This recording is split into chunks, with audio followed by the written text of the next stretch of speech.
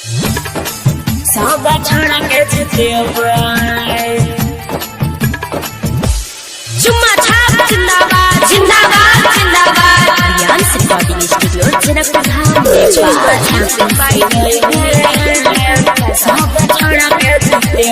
Lalit studio के शानदार प्रस्तुति। कौन छाप में तू दै छही भटके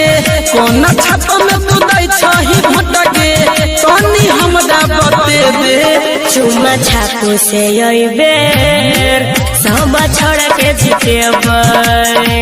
चुम्मा छापू से बेर रे रे सब छोड़ के जीतेबै कौन छाप में तू दै छही भटके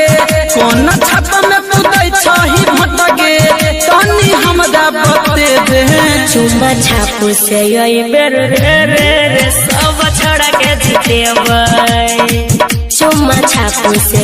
बेर सब छोड़ के जीतेबै एकरे पर मोहर लगावे के बुझली सब छोड़ के जीतेबै म्यूजिक बाय ललित स्टूडियो के शानदार प्रस्तुति। चुम्मा छाप के देखी न सदरो भेल छई हाला के मोह लगा के विजय बनेबै इहे करै छियै हाला रे चुम्मा छाप जिंदाबाद जिंदाबाद जिंदाबाद इहे करै छियै हाला रे कहै छ मिल के सब छौरा के कहै छ मिल के सब छौरा के भाग चमके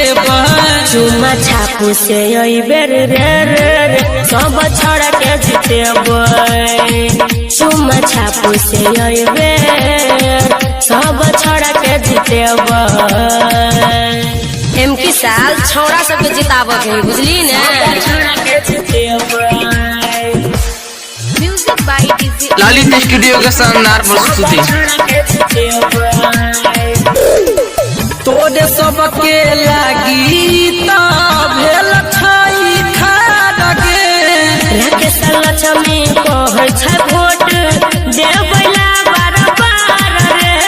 चुम्मा छाप जिंदाबाद जिंदाबाद जिंदाबाद देबैला बार बार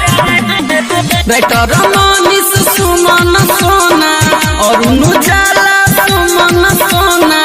मिलके मोहर लगेबै चुम्मा छापू से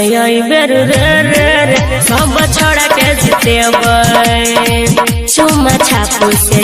बेर सब छोड़ के जीतेबै ललित स्टूडियो के शानदार प्रस्तुति। धाम नेपाल नेपाल।